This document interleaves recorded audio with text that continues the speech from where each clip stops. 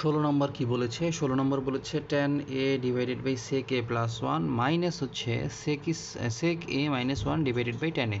এটা is equal to যে 0 সেটা আমাদেরকে প্রমাণ করতে বলছে। তো প্রমাণের প্রথম ধাপটা আমরা কেমনে কি করব? খেয়াল করেন প্রমাণের প্রথম ধাপটা কেমন হবে। আমরা এর আগের অঙ্ক করেছিলাম কি, নিচে যদি হরগুলো ভিন্ন থাকে তাহলে আমরা ওই হরগুলোকে গুণ আকারে লিখে আমরা কি করব? লসাগু করে দিব, ঠিক আছে? tan a। তো এইখান থেকে এই টার্মটাকে আমি এইটা দিয়ে যদি ভাগ করি তাহলে sec a প্লাস 1 কাটাকাটি যায়, বাকি থাকে হচ্ছে tan a।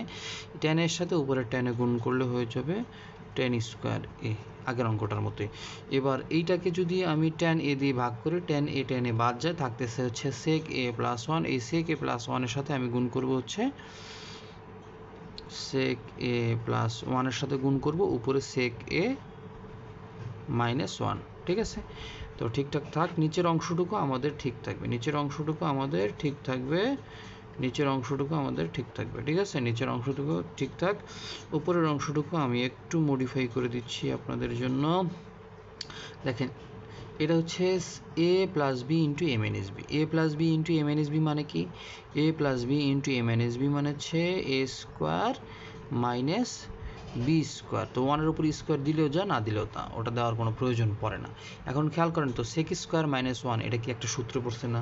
sec square minus 1 এটার সূত্রটা কি? কি একজন বলতে পারলে ভালো হতো। sec স্কোয়ার a মাইনাস 1 এটার সূত্র হচ্ছে tan স্কোয়ার a, ঠিক আছে? আর নিচে থাকতেছে আমাদের যা আছে তাই।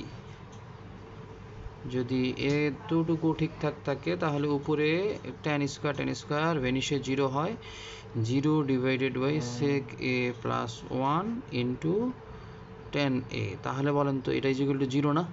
তাহলে আমাদের প্রমাণ হয়ে গেছে, আমাদেরকে এটাই প্রমাণ করতে বলছে যে 0 আসে কিনা। দেখেন, ওকে।